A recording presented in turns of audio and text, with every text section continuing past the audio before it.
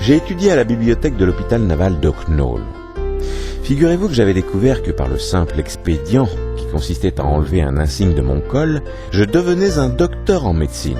Vous voyez ? Très simple.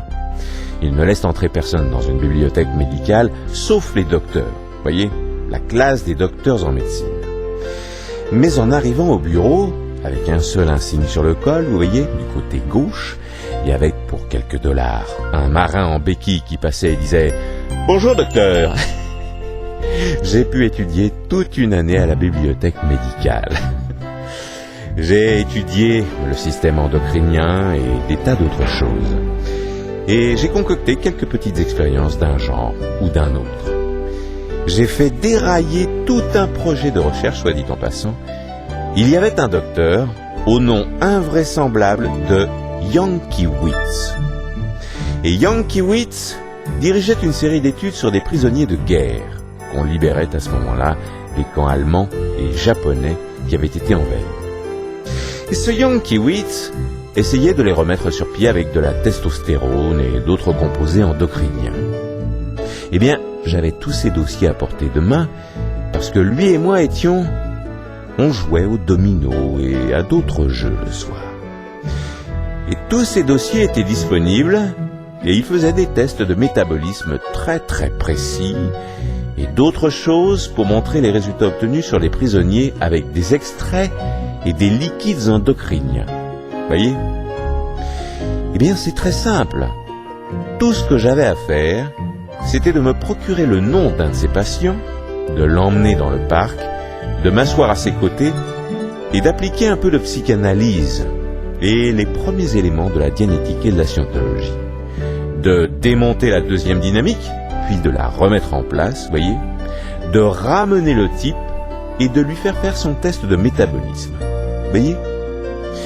Yankiewicz m'a dit un jour, « Juste ciel, quelque chose est allé de travers dans ces rapports. » Il a dit, « Les cas n'évoluent pas de façon normale. Certains de ces cas commencent à aller bien. »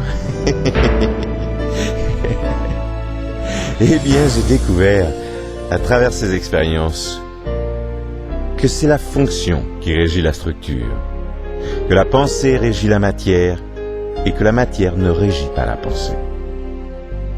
J'ai découvert cela parce que les personnes auxquelles on administrait des injections et des traitements sans aucune psychothérapie ne se rétablissaient pas. Elles en restaient au même stade. C'était une condamnation intéressante de la thérapie.